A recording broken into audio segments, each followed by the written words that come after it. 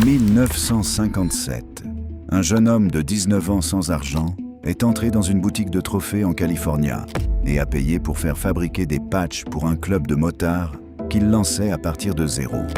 Mais ce que personne n'avait prévu, c'est qu'en seulement quelques années, l'organisation qu'il avait bâtie à partir de ces patchs survivrait à 2 condamnations fédérales, 13 années de prison et 5 décennies de pression du FBI et de l'ATF, tout en continuant à s'étendre. Ce garçon s'appelait Ralph Sonny Barger et le club qu'il avait créé était les Hells Angels. Au moment de sa mort, en 2022, les Hells Angels comptaient 6000 membres répartis dans 592 chapitres à travers 66 pays. Voici l'histoire de Sonny Barger et comment il a transformé les Hells Angels en empire. Le garçon dont personne ne voulait, Ralph Hubert Barger Jr., est né le 8 octobre 1938 à Modesto, California. Sa mère est partie quand il avait 4 mois. Son père, Ralph Sr., était journalier sur les docks d'Oakland. Il passait ses soirées dans les bars du front de mer et laissait l'éducation de son fils à une grand-mère pentecôtiste stricte. Entre eux deux, ils ont élevé un garçon qui a très tôt compris que le monde fonctionnait selon 2 principes, la force et la loyauté. Il avait vu ce qui arrivait aux gens qui n'avaient ni l'une ni l'autre.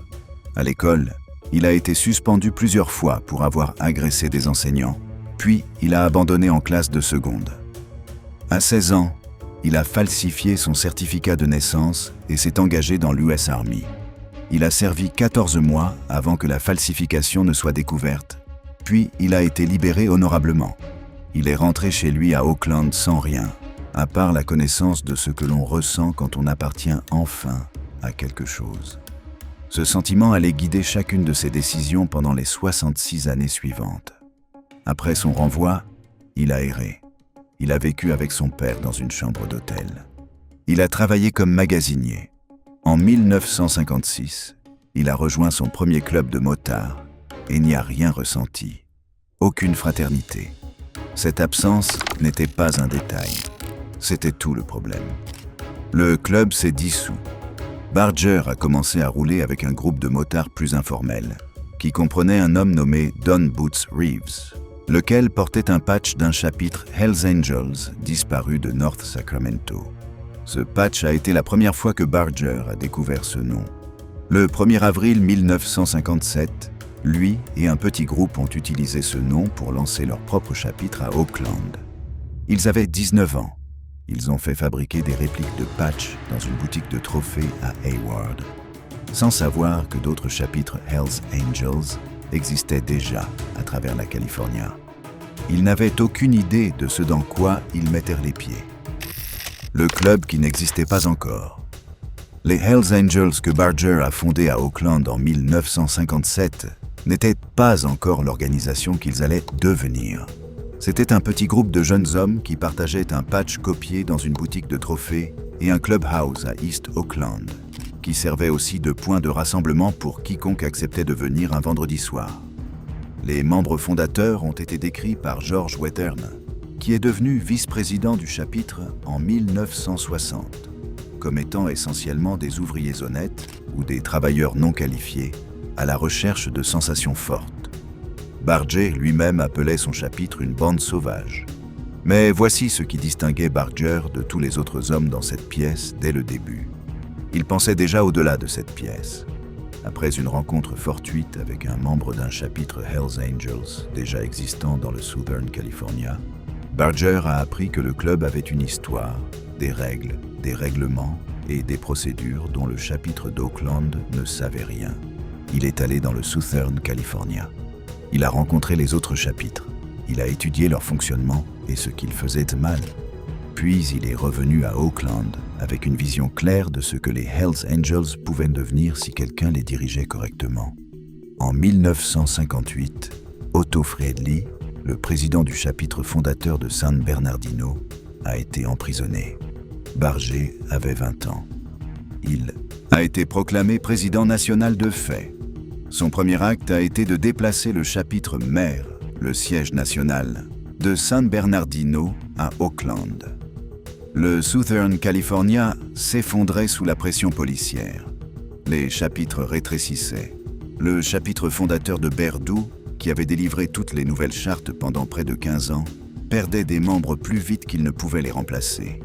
Barger a regardé cet effondrement et y a vu une opportunité. Il a commencé à voyager, chapitre après chapitre à travers la Californie. Il rencontrait les présidents. Il construisait des relations. Il imposait une structure que le club n'avait jamais eue. Des limites géographiques pour que les chapitres ne se marchent pas dessus. Des réunions obligatoires appelées church. Une chaîne de commandement. Un code de conduite. Des règles que les membres devaient suivre, non pas parce qu'ils y étaient forcés, mais parce que Barger leur faisait comprendre que respecter les règles était ce qui permettait à tout l'ensemble de rester en vie.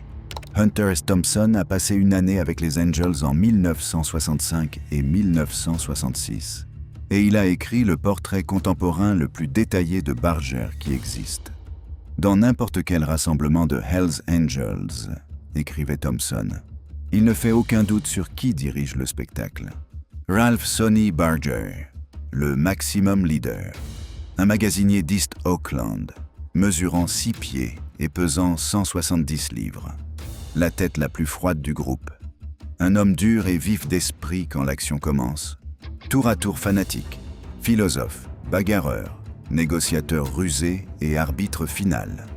La parole de Barger n'est jamais remise en question, même si beaucoup d'autres pourraient mal le battre en 2 minutes si cela en venait aux mains.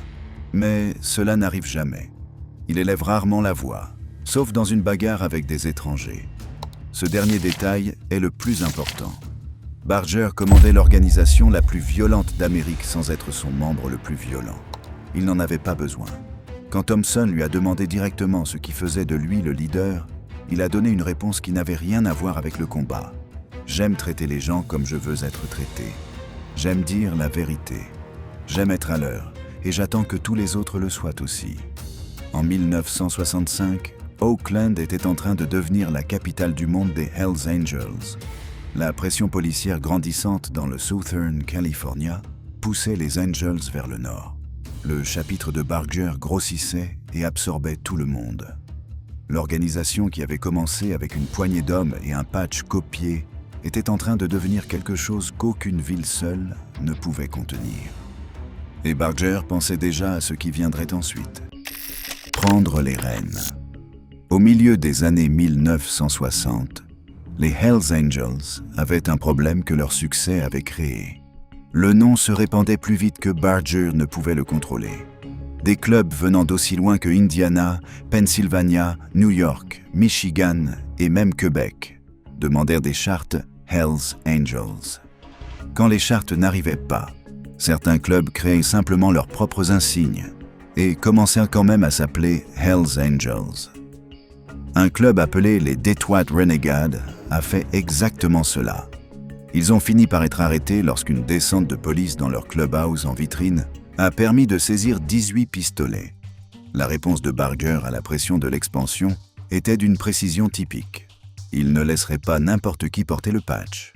Le seul espoir des Angels pour contrôler leur image, il le comprenait, était une expansion sélective. Accorder une charte uniquement aux clubs les plus grands et les plus durs qui en faisaient la demande. Mais seulement à condition qu'ils terrorisent toute autre personne dans leur région qui essaierait d'utiliser le nom. Le patch n'était pas un symbole à distribuer. C'était un produit, et les produits devaient être protégés. En 1966, Barger a officialisé ce qu'il construisait. Il a incorporé les Hells Angels sous le nom de Hells Angels Motorcycle Corporation aux États-Unis et au Canada. Le logo à tête de mort a été déposé comme marque. Le nom a été légalement protégé. L'organisation qui avait commencé avec des répliques de patch venant d'une boutique de trophées à Hayward avait désormais des avocats, une immatriculation d'entreprise et la capacité juridique de protéger sa propriété intellectuelle devant les tribunaux. Barger avait construit une franchise avant même que le mot n'existe dans le monde criminel. Les règles qu'il a imposées pendant cette période ont défini l'identité du club pour les 6 décennies suivantes. La règle réservée aux hommes est arrivée en 1964. Sa justification était pratique plutôt qu'idéologique. Les membres féminins, soutenait-il, étaient moins capables de se défendre contre des motards rivaux qui pourraient essayer de leur voler leur patch. La règle Harley-Davidson uniquement a suivi. Le système du rocker inférieur, qui identifiait le territoire contrôlé par chaque chapitre, a été établi et appliqué. Chaque chapitre payait des cotisations obligatoires. Chaque membre comprenait ce que le patch exigeait de lui et ce que le club exigeait en retour. Mais construire la marque signifiait aussi gérer la presse. Et Barger comprenait la presse d'une manière que la plupart des dirigeants d'organisations criminelles n'ont jamais comprise. Thompson a documenté 42 journalistes lors d'une seule conférence de presse de Barger, avec 13 microphones massés devant lui pendant qu'il parlait, 5 caméras de télévision. Barger comprenait que les médias n'étaient pas un ennemi à éviter. C'était un outil à gérer. Chaque histoire sur les Hells Angels publiée dans un média national rendait le patch plus précieux, rendait l'adhésion plus désirable, rendait l'organisation plus difficile à démanteler parce qu'elle était devenue quelque chose de plus grand que n'importe quel chapitre ou n'importe quelle entreprise criminelle isolée. Les présidents de chapitre n'ont pas de mandat fixe, écrivait Thompson. Un président fort comme Barger restera incontesté jusqu'à ce qu'il aille en prison, se fasse tuer ou trouve ses propres raisons de raccrocher les couleurs. Les dissidents dans les rangs sont gérés discrètement lors des réunions régulières du vendredi soir, où ils disparaissent simplement du tableau. Ce que Barger avait construit au milieu des années 1960 n'était pas seulement un club de motards, c'était une institution, avec une structure d'entreprise, une marque déposée, un système de franchise nationale et une stratégie médiatique. Le garçon d'Oakland, qui n'avait ressenti aucune fraternité dans son premier club de motards, avait construit l'organisation criminelle la plus reconnaissable au monde. Et il l'avait fait avant son 30e anniversaire. La collision avec la contre-culture. En 1965, l'Amérique se déchirait à cause du Vietnam. Le mouvement anti-guerre se dirigeait vers des confrontations qui allaient définir la décennie. Et au milieu de tout cela, les Hells Angels occupaient une position que personne n'avait anticipée et que personne ne savait vraiment comment gérer. Ils n'étaient pas des hippies, ils n'étaient pas politiques. Ils étaient farouchement anticommunistes et instinctivement patriotes, à la manière des hommes de la classe ouvrière qui avaient grandi dans l'ombre de la Seconde Guerre mondiale. Thompson décrivait leurs opinions politiques comme le même genre de patriotisme rétrograde qui motivait la John Birch Society.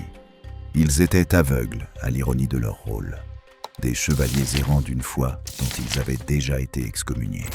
En octobre 1965, 6 Hells Angels ont attaqué des manifestants contre la guerre du Vietnam à Berkeley. Un sergent de police a eu la jambe cassée. Les Angels considéraient les manifestants comme antipatriotiques. Barger était assis dans son salon, écoutait les arguments du Vietnam Day Committee et les balayait tous d'un revers de main. Il les considérait tous comme des lâches. Et c'était tout. Mais ensuite, Barger a fait quelque chose qui capturait parfaitement la nature contradictoire de ce qu'il était devenu. Il a envoyé un télégramme au président Lyndon Johnson à la Maison-Blanche. En son nom et au nom de ses associés, il proposait un groupe d'Américains loyaux pour des missions derrière les lignes au Vietnam. Il a écrit qu'un groupe d'élite de gorillas entraînés démoraliserait le Viet Cong et ferait avancer la cause de la liberté. Il l'a signé Ralph Barger Jr. Oakland, California, President of Hells Angels. Johnson n'a jamais répondu personnellement. Barger a lu le télégramme à voix haute lors d'une conférence de presse devant 42 journalistes et 13 microphones. Les Angels ne sont pas allés au Vietnam, mais le télégramme, lui, a circulé partout. La contre-culture n'a pas abandonné les Angels facilement. Allen Ginsberg, Ken Kesey, Neil Cassidy et les Merry Pranksters de Kesey sont venus chez Barger à Oakland, le mercredi précédant la marche de protestation de novembre 1965. Beaucoup de LSD a été pris. La discussion politique a été résolue par les voix phonographiques de Joan Baez et Bob Dylan. Tout le groupe a récité ensemble le sermon bouddhiste Highest Perfect Wisdom Sermon. Les Angels n'avaient jamais rencontré quelqu'un comme Ginsberg. Ils le considéraient comme venu d'un autre monde.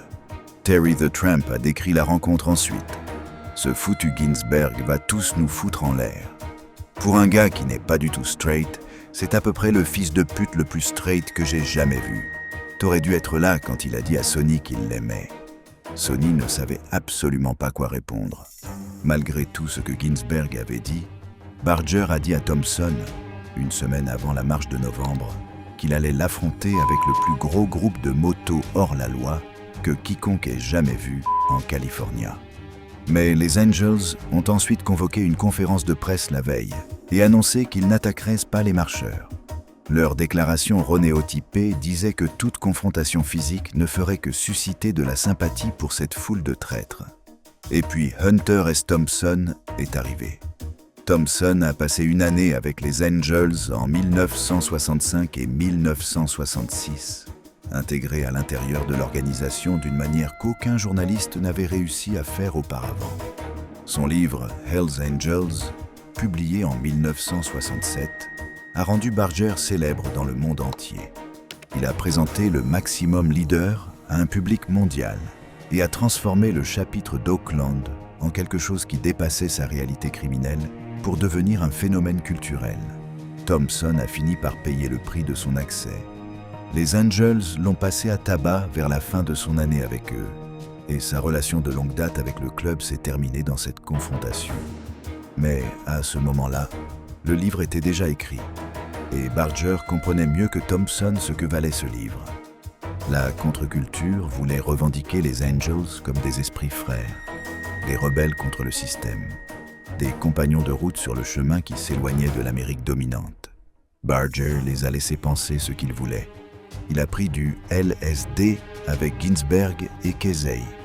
Il a lu le télégramme à Johnson à la télévision nationale. Il a donné à Thompson son année. Et quand le livre est sorti et l'a rendu célèbre, il a compris que la célébrité était une protection, qu'une organisation dont tout le monde avait entendu parler était plus difficile à démanteler qu'une organisation opérant dans l'ombre. Il avait commencé à construire la marque en 1966, lorsqu'il avait incorporé le club. La collision avec la contre-culture de 1965 et 1966 avait donné à cette marque quelque chose qu'aucune stratégie d'entreprise ne pouvait acheter, une mythologie. Le Summer of Love est la naissance de l'empire criminel. En 1967, San Francisco était le centre du monde. Le Summer of Love avait attiré des centaines de milliers de jeunes dans la Bay Area. Ils venaient pour la musique, les drogues et la promesse d'une nouvelle manière de vivre. Les Hells Angels étaient déjà là, et ils observaient ce qui se passait avec l'instinct commercial froid d'hommes qui comprenaient que là où il y avait de la demande, il y avait de l'argent. Les Angels ont commencé à vendre du PCP cet été-là. La drogue est devenue connue à San Francisco sous le nom de Dust of the Angels. Barger a plus tard admis qu'au-delà du PCP, son chapitre faisait circuler la majeure partie du LSD dans la région de San Francisco pendant cette période. Selon l'agent du FBI Tim McKinley, qui a passé des années à enquêter sur des affaires liées aux Hells Angels, c'est en 1967 que les Hells Angels sont devenus une grande organisation criminelle à part entière. Avant cette année-là, ils avaient été des sous-traitants.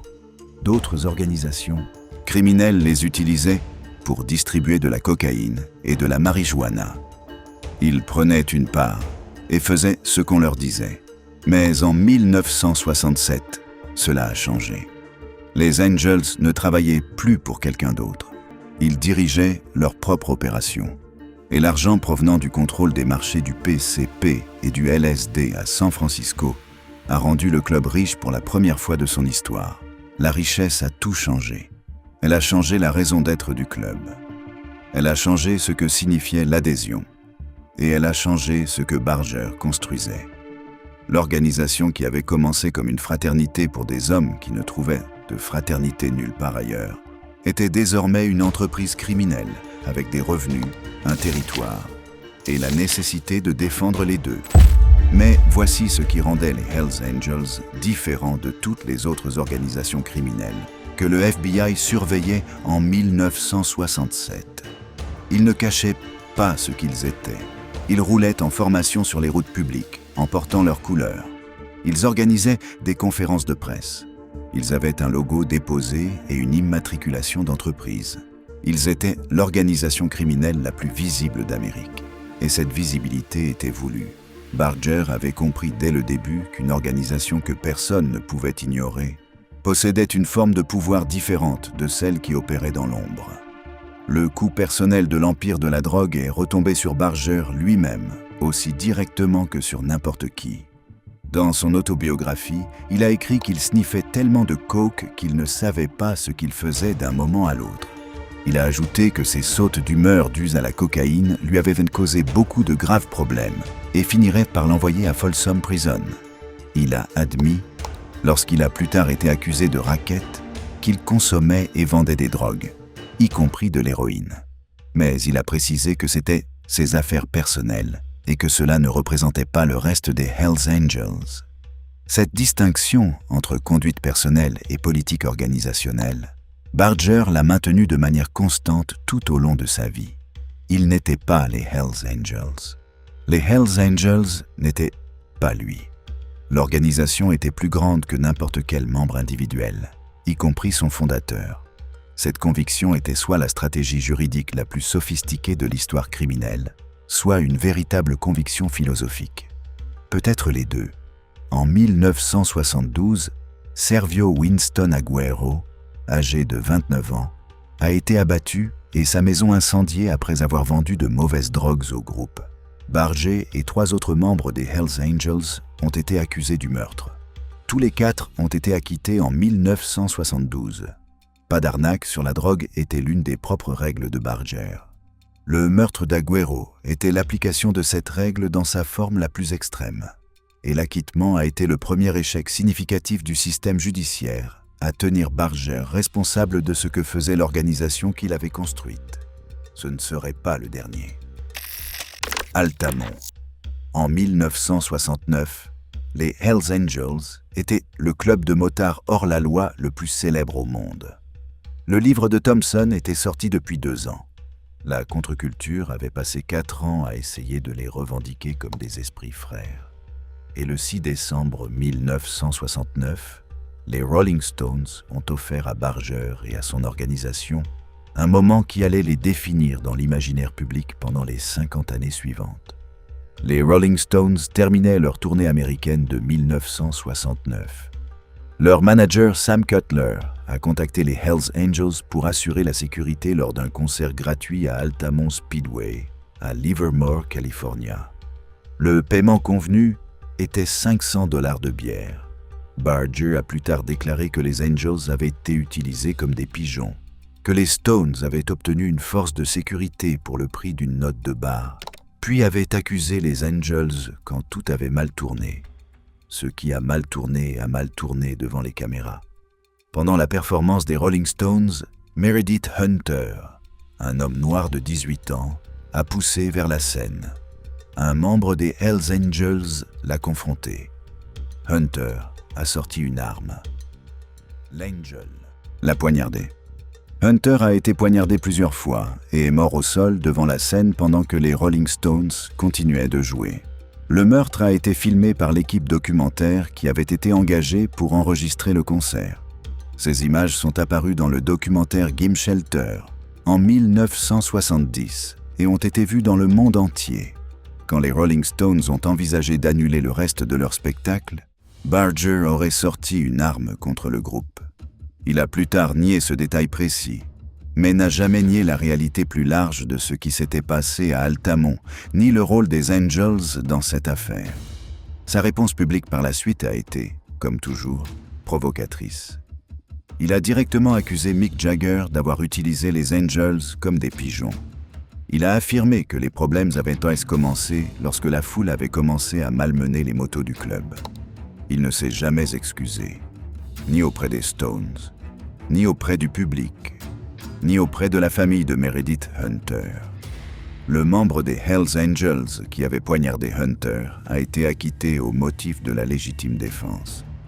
Altamont a fait à l'image publique des Hells Angels quelque chose qu'aucune opération des forces de l'ordre n'avait réussi à faire.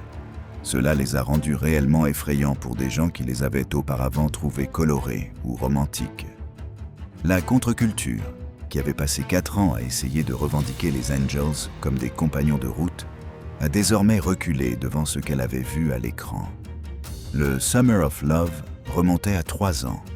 Altamont l'a enterré. Mais Barger comprenait quelque chose à propos des retombées d'Altamont que ses critiques ne comprenaient pas. La peur n'était pas la même chose que la destruction. Les Angels étaient plus célèbres après Altamont qu'ils ne l'avaient été avant. Le patch était plus reconnaissable. Le nom était plus puissant. Ce que le monde avait vu à Altamont n'était pas la fin des Hells Angels. C'était la preuve de ce dont ils étaient capables. Et dans le monde où Barger évoluait, cette preuve valait plus que n'importe quelle quantité de bonne presse. Mais le gouvernement avait aussi observé Altamont. Et ce qu'il avait vu l'a convaincu que l'approche consistant à harceler des membres individuels pour des crimes individuels ne suffirait pas.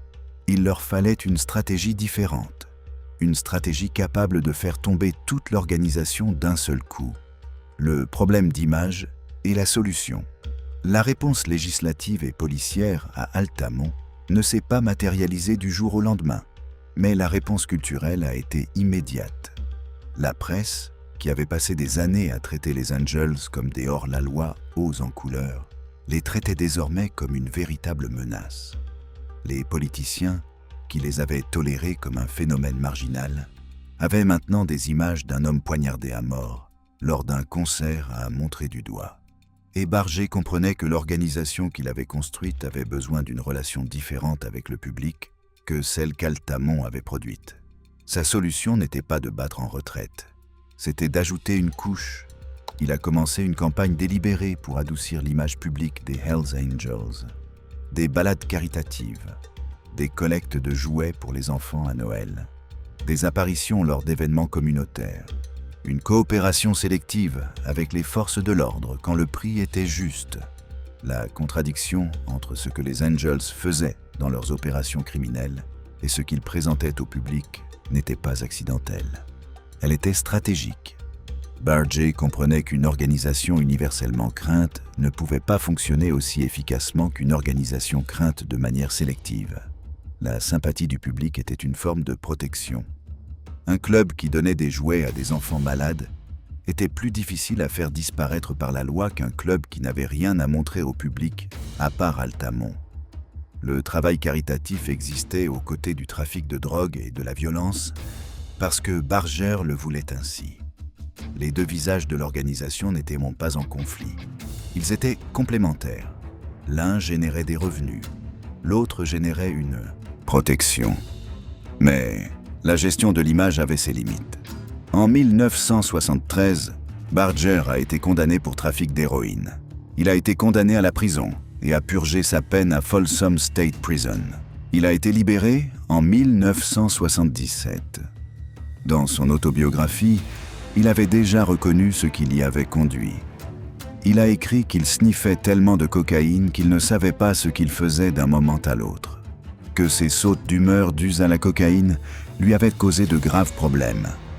Que la consommation de drogue qu'il avait supervisée comme une politique organisationnelle l'avait consumé personnellement aussi profondément qu'elle avait consumé les membres qu'il avait vus se détruire au cours de la décennie précédente. Mais voici ce que la condamnation pour héroïne n'a pas fait. Elle ne l'a pas retiré du pouvoir. Le club a continué à fonctionner pendant qu'il était à Folsom. La structure qu'il avait construite était assez solide pour fonctionner sans sa présence. Il a épousé sa deuxième femme Sharon Grulke pendant son incarcération. Il dirigeait l'organisation depuis l'intérieur d'une cellule de prison, d'une manière que la plupart des chefs criminels ne pouvaient gérer qu'avec une armée d'intermédiaires. Lorsqu'il a été libéré en 1977, il est revenu exactement au poste qu'il avait quitté.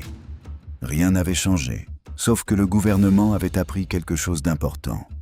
Envoyer Sonny Barger en prison n'a pas arrêté les Hells Angels. C'est pourquoi, en 1979, le gouvernement américain a tenté une approche différente. Ils ont accusé Barger d'avoir violé le Racketeer Influenced and Corrupt Organizations Act. Le RICO avait été conçu spécifiquement pour poursuivre des organisations criminelles entières, plutôt que de poursuivre des membres individuels pour des crimes individuels.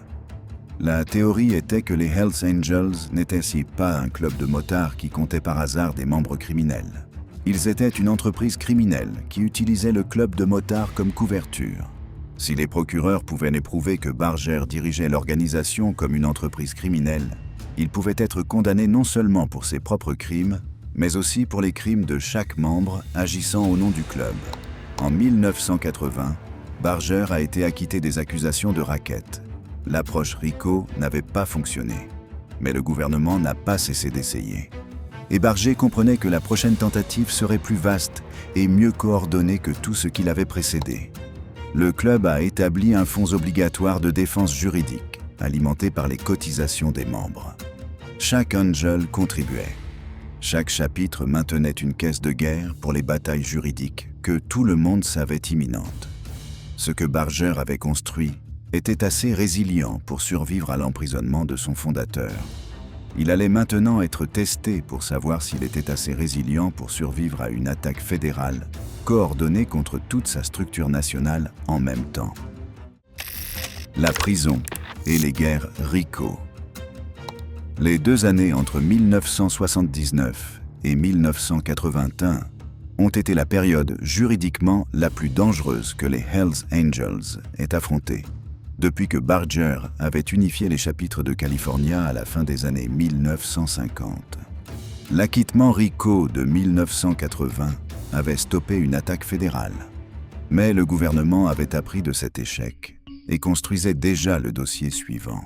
Ce qui rendait la stratégie RICO si menaçante pour les Angels n'étaient pas les accusations précises qu'elle produisait. C'était la théorie qui se trouvait derrière. Si les procureurs pouvaient établir que la Hells Angels Motorcycle Corporation était une entreprise criminelle, alors chaque membre qui avait jamais agi au nom du club devenait potentiellement responsable des crimes de tous les autres membres.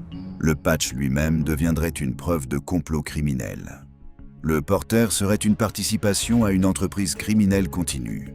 La structure juridique que Barger avait bâtie en 1966 pour protéger la marque deviendrait la pièce principale de l'accusation. Barger a riposté par l'intermédiaire des avocats. Le fonds obligatoire de défense juridique du club signifiait que chaque accusation fédérale entraînait une réponse juridique coordonnée, au lieu de membres individuels se précipitant pour trouver une représentation. L'organisation que Barger avait construite fonctionnait comme une entreprise dans ses activités criminelles et comme une entreprise dans sa défense juridique. La même structure qui la rendait dangereuse la rendait défendable. Mais pendant que les batailles juridiques se déroulaient dans les tribunaux, les opérations criminelles s'étendaient à l'échelle mondiale. Le Canada avait été pénétré en 1977 par le patching over du club de motards Popeyes à Montréal. US Army.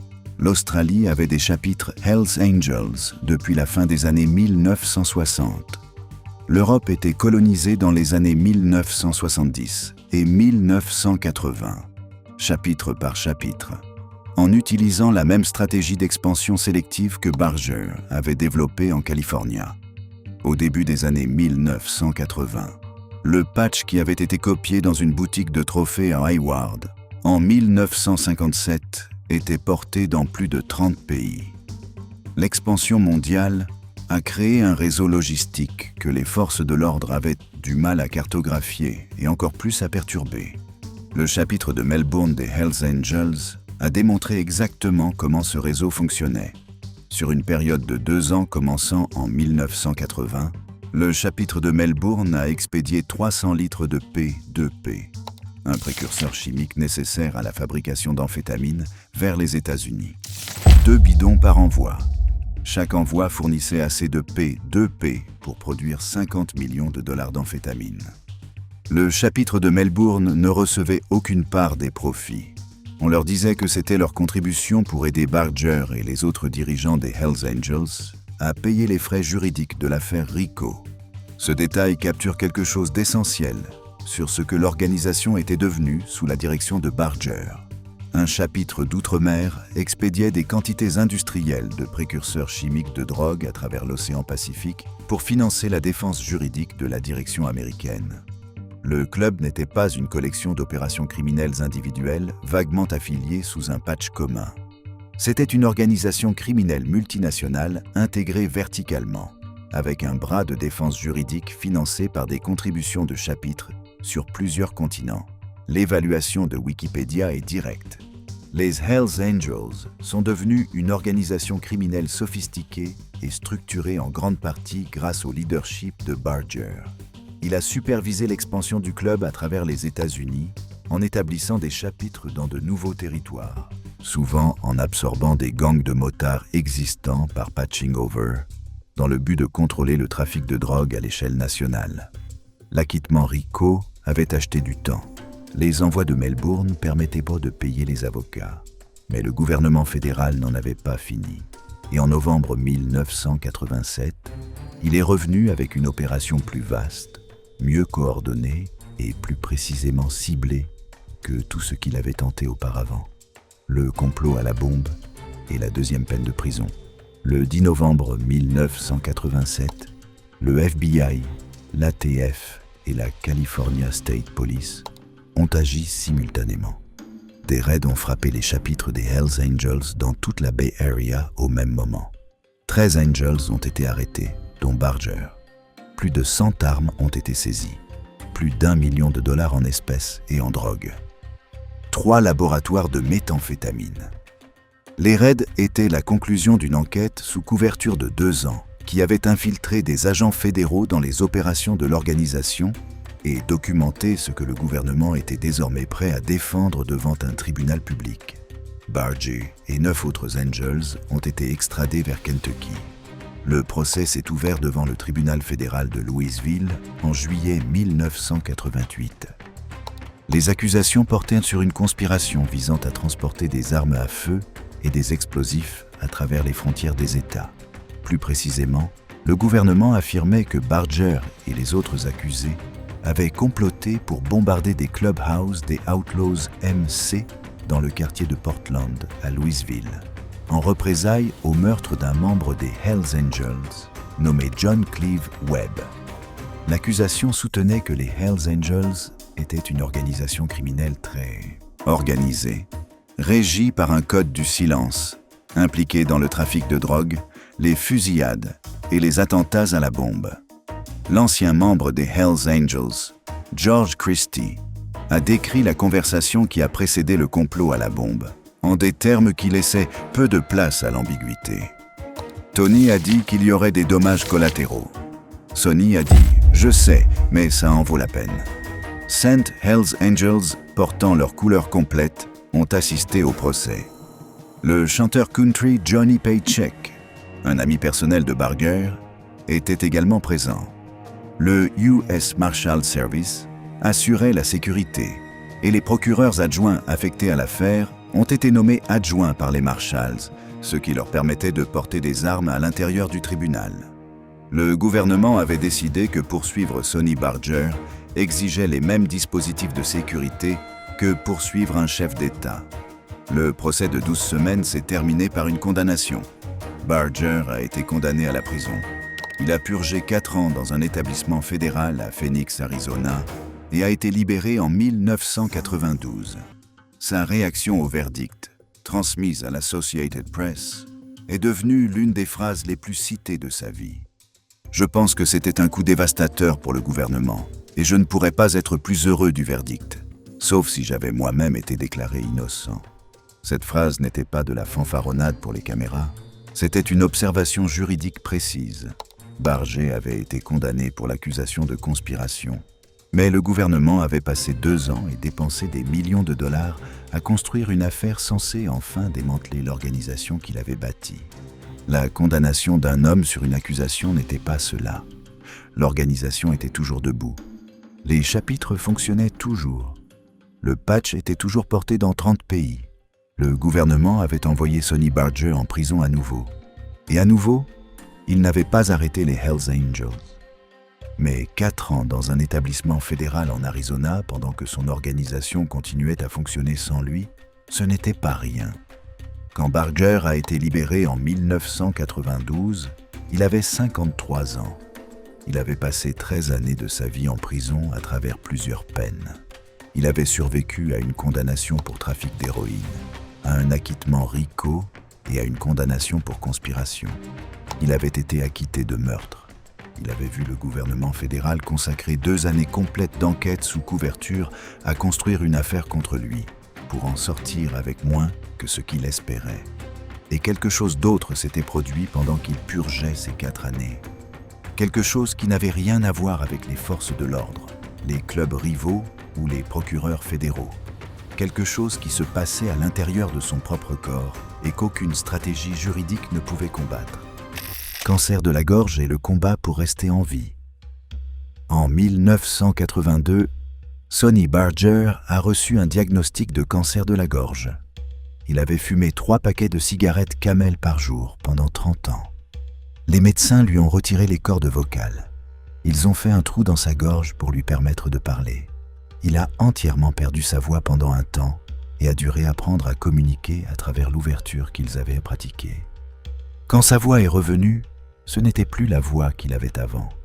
C'était un murmure rauque, presque inaudible, qui sonnait comme du gravier passant dans un tuyau étroit. Rugueux, grave et impossible à confondre. Cette voix est devenue aussi reconnaissable que le patch à tête de mort.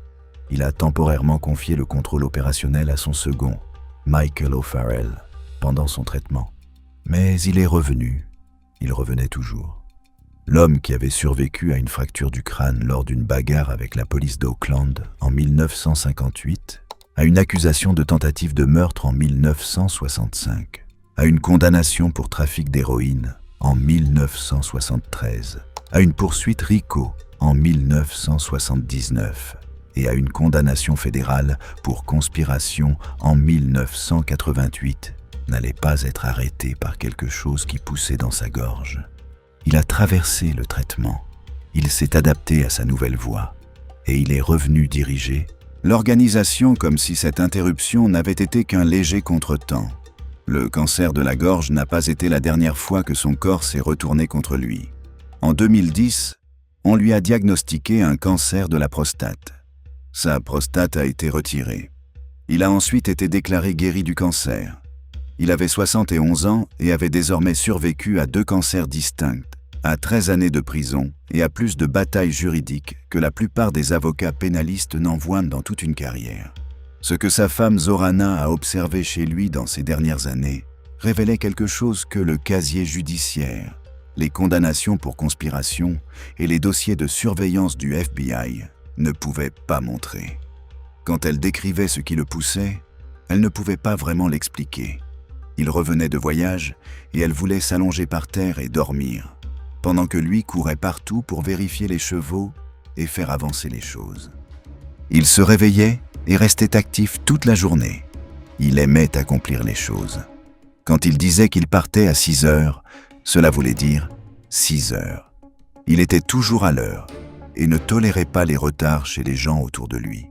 Le maximum leader de l'organisation de motards hors la loi, la plus puissante du monde, emballait lui-même ses commandes de livres et les apportait personnellement à la poste. Lui et Zorana géraient ensemble l'activité en ligne. Elle vérifiait les emails et imprimait les commandes. Il les emballait et les conduisait à la poste. Il signait chaque livre personnellement, peu importe la longueur de la file lors d'une séance de dédicace. Sa 4e femme disait qu'il signait le dernier livre même si tout le monde autour de lui l'encourageait à faire une pause. « Non, ça va, je continue à signer. » On lui a demandé un jour quelle était la meilleure chose qui lui soit jamais arrivée. Il a répondu « Je me suis réveillé ce matin. » Cette réponse n'était pas une performance. C'était la philosophie d'un homme à qui l'on avait donné des raisons de ne pas se réveiller plus souvent que la plupart des gens ne pourraient les compter. L'armée l'avait renvoyé. Les tribunaux l'avaient condamné. Le FBI l'avait perquisitionné. Le cancer lui avait pris sa voix. Et chaque matin, il se levait, avançait toute la journée et attendait de tous ceux qui l'entouraient qu'il fasse la même chose. Mais le corps qui avait survécu à tout arrivait au bout du temps qu'il lui restait. Dans ces dernières années, Barger le savait. Le cancer du foie qui allait le tuer progressait déjà. Il avait quitté la direction en 1998. Il avait déménagé en Arizona. Il avait construit une vie tranquille autour des chevaux, des motos, de sa femme et des commandes par courrier depuis le site web. L'empire tournait toujours. Les chapitres fonctionnaient toujours.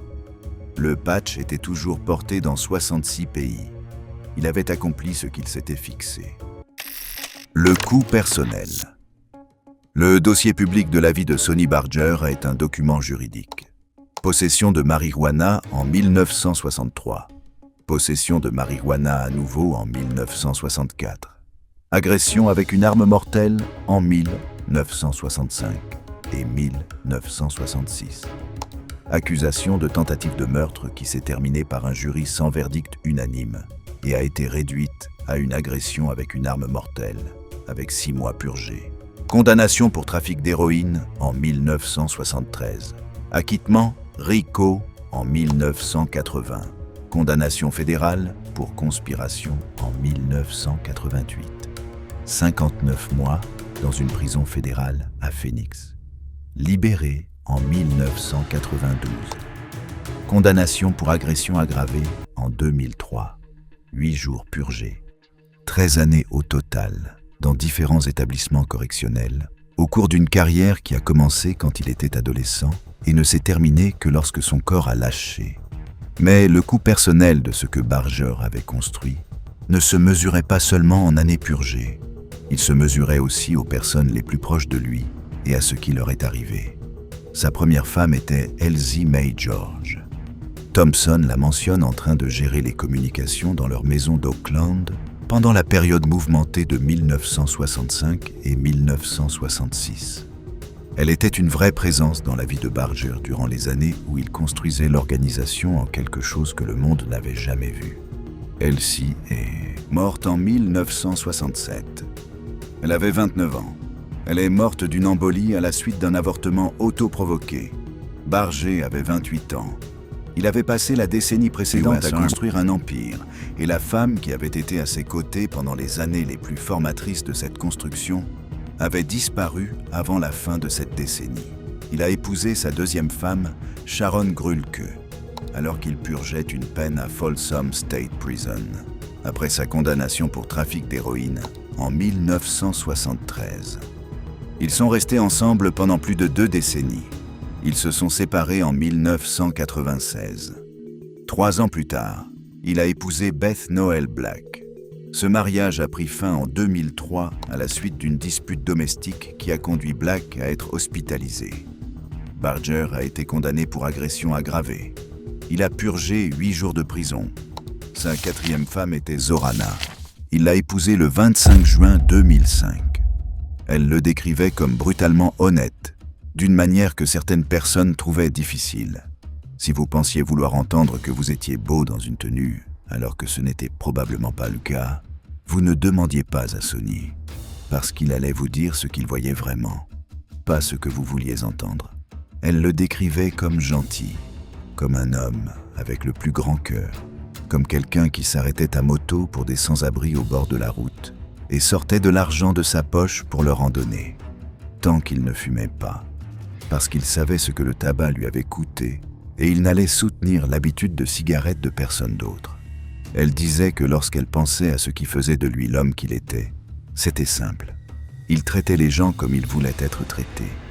Il disait la vérité. Il était à l'heure et attendait que tous les autres le soient aussi.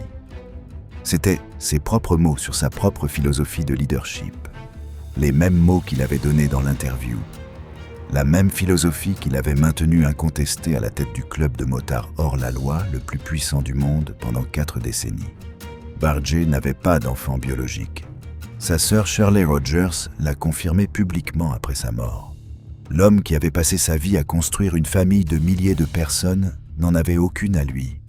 La fraternité dont il n'avait ressenti aucune trace dans son premier club de motards en 1956 était devenue une organisation de 6000 membres portant le patch dans 66 pays. Mais il n'y avait ni fils ni fille pour porter son nom. Seulement le patch, seulement la tête de mort, seulement l'organisation qui lui a survécu et a continué à fonctionner après sa disparition. exactement comme il l'avait conçu. L'incident du bar de 1965 raconté dans sa propre autobiographie révèle quelque chose sur l'homme que le seul dossier judiciaire ne peut pas montrer. Il a forcé son pistolet dans la bouche d'un client de bar après que l'homme eut tenu des propos méprisants sur les Hells Angels. Il affirme que l'arme est partie par accident, mais il a écrit dans son autobiographie que, puisque l'homme avait déjà reçu une balle dans la tête, il l'a penché au-dessus de la table de billard et lui a tiré dessus à nouveau. Il a été accusé de tentative de meurtre. Le jury n'est pas parvenu à un verdict. L'accusation a été réduite. Il a purgé 6 mois. Il n'a jamais exprimé de regret pour quoi que ce soit. Pas l'incident du bar, pas Altamont, pas le complot à la bombe de Louisville, pas les années de prison. Il a déclaré à l'Associated Press, après sa condamnation pour conspiration, que c'était un coup dévastateur pour le gouvernement et qu'il ne pouvait pas être plus heureux du verdict, sauf s'il avait lui-même été déclaré innocent. Il allait en prison et il présentait cela comme une victoire partielle. Ce n'était pas de la fanfaronnade. C'était la véritable philosophie d'un homme qui avait décidé très tôt que le monde devrait faire bien plus que ça pour le briser. Il n'y est jamais parvenu. La légende est l'héritage. En 2000, Barger a publié son autobiographie. Il l'a intitulée Hells Angel, The Life and Times of Sonny Barger and the Hells Angels Motorcycle Club. Il l'a écrite avec Keith et Ken Zimmerman, et elle est devenue un best-seller. Il a fait une tournée au Royaume-Uni pour en faire la promotion. Le Home Office a envisagé de lui refuser l'entrée en raison de son casier judiciaire, avant de finalement l'autoriser à entrer. The Daily Telegraph l'a qualifié de légende. The Times l'a décrit comme affable, grand cœur, chaleureux. L'homme qui avait été perquisitionné par le FBI, condamné pour conspiration et avait purgé 13 années de prison, était présenté dans la presse britannique comme un dignitaire en visite. Il comprenait ce qu'était ce livre. C'était la dernière couche de la marque qu'il construisait depuis 1966. L'incorporation avait rendu l'organisation légale. La marque déposée avait protégé le nom. Les balades caritatives avaient adouci l'image publique. Et désormais, l'autobiographie inscrivait définitivement la propre version de l'histoire de Barger dans les archives. Pas la version du FBI, pas la version de l'ATF, pas la version qui apparaissait dans les documents judiciaires et les actes d'accusation criminelle. Sa version, celle où il n'était pas un chef d'organisation criminelle, mais un homme qui avait bâti une fraternité à partir de rien et l'avait défendu contre tout ce que le gouvernement pouvait lui lancer pendant 40 ans. De 2010 à 2012, il est apparu dans plusieurs épisodes de Sons of Anarchy, jouant le vieux motard Lenny the Pimp Janovitz. La série était le drama le plus regardé de la télévision câblée à son apogée. Barger y apparaissait comme lui-même, sauf par le nom. Un ancien respecté d'un monde que les scénaristes de la série avaient largement construit autour de la mythologie qu'il avait créée. Des millions de personnes qui n'avaient jamais entendu parler du chapitre d'Auckland, du procès de Louisville ou des envois de P2P depuis Melbourne, ont regardé Sons of Anarchy et ont découvert quelque chose qui trouvait son origine dans la vie, les décisions et la philosophie de Barger. Il continuait à rouler chaque jour en Arizona. Il continuait à emballer lui-même ses commandes de livres et à les apporter à la poste. Il continuait à signer chaque autographe à chaque séance de dédicace, peu importe le temps que cela prenait. L'empire tournait toujours. Les chapitres fonctionnaient toujours. Et l'homme qui avait construit tout cela vivait tranquillement avec sa femme et ses chevaux dans le désert de l'Arizona, faisant lui-même ses envois postaux. Le 29 juin 2022, Sonny Barger est mort d'un cancer du foie à Livermore, California. Il avait 83 ans. Son dernier message a été publié sur sa page Facebook après sa mort. Gardez la tête haute, restez loyaux, restez libres et accordez toujours de la valeur à l'honneur. Plus de 7000 personnes ont assisté à ses funérailles. Au moment de sa mort, les Hells Angels comptaient plus de 6000 membres dans 592 chapitres à travers 66 pays. Le plus grand club de motards hors la loi au monde. Une corporation déposée avec des avocats, des fonds de défense juridique et une infrastructure criminelle mondiale que les forces de l'ordre sur 6 continents tentaient encore de démanteler 57 ans après qu'un garçon de 19 ans venu d'Auckland avait fait fabriquer des répliques de Patch dans une boutique de trophées à Hayward et fondé un chapitre d'un club dont il n'avait jamais entendu parler. Hunter S. Thompson l'a appelé le Maximum Leader en 1965. Thompson a passé une année à l'intérieur de l'organisation et en est ressorti avec un livre qui a rendu Barger célèbre dans le monde entier, ainsi qu'un passage à tabac qui a mis fin à son accès. Il comprenait Barger mieux que presque n'importe quel observateur extérieur. Et le Maximum Leader qu'il décrivait en 1965 était le même homme qui emballait ses propres commandes postales en Arizona en 2022. Le même homme qui s'arrêtait pour des sans-abri au bord de la route. Le même homme qui disait la vérité même quand les gens ne voulaient pas l'entendre. Le même homme qui était toujours à l'heure et attendait que tous les autres le soient aussi. Le garçon dont personne ne voulait avait construit quelque chose que personne ne pouvait lui enlever. Sonny Barger a construit la plus grande organisation de motards hors la loi de l'histoire à partir d'un patch copié et d'une boutique de trophées à Hayward.